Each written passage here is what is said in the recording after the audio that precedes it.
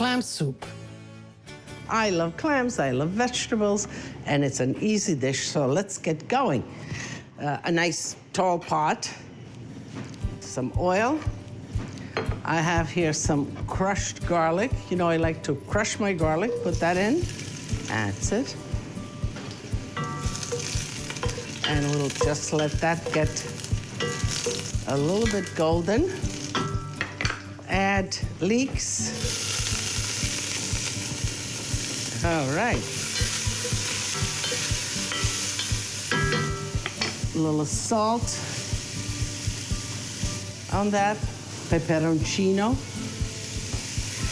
So let me just wilt this a little bit with some wine.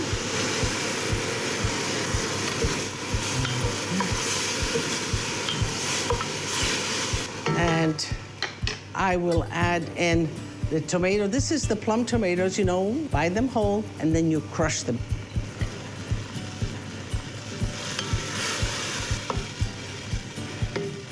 And let's bring this to a nice vigorous boil. We'll add the zucchini right in there.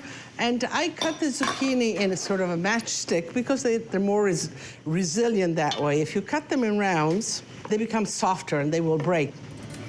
So, essere un pezzo di pane. Pezzo di pane, a nice piece of bread, goes good with this if you toast it. But there's an Italian saying, essere un pezzo di pane. That means that you are like a piece of bread, that you are good. Sei come il pane. So, you know, pane is bread. Pezzo is a piece. Essere is to be. Essere un pezzo di pane. That means that you're really good. I mean, the bread is the ultimate of goodness, if you will.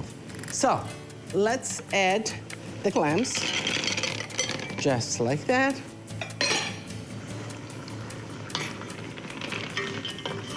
Let's give it a mix here.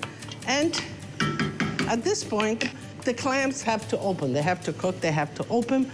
So let's seal them so they have all the heat they need. And they're gonna release their water, their juice, and it's gonna be delicious. I'm going to clean this up, and then we're gonna taste them.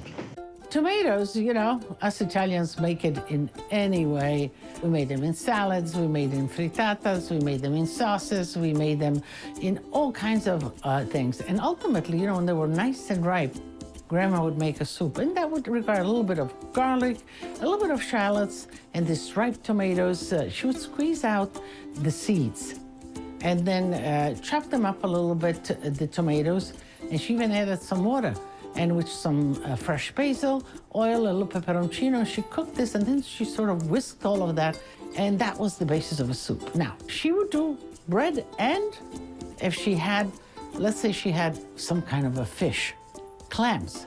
With 10, 20 clams, you can make a nice soup, add some bread. Monkfish soup is also good. Adding chunks of monkfish into the tomato soup. All right, the clams have opened their shell, and they look beautiful. Look at this. Okay, so now I'm gonna close it very quickly because I don't want the clams to overcook. You know what? I'm gonna put a drizzle of olive oil just like that. And we are ready to go. Just fish them out with a ladle, just like that. And you can see they're between a soup and lots of vegetables. They look so good and so delicious. Some more juicy clams on top, just like that. And just like that. And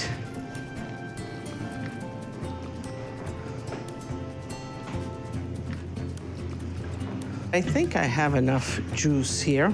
Let me just turn it around so you can see it from all sides, how beautiful it looks. And of course, you know, you have all that soup in there. You need some bread to soak it up. Let's see. A piece of bread like this and a piece like that.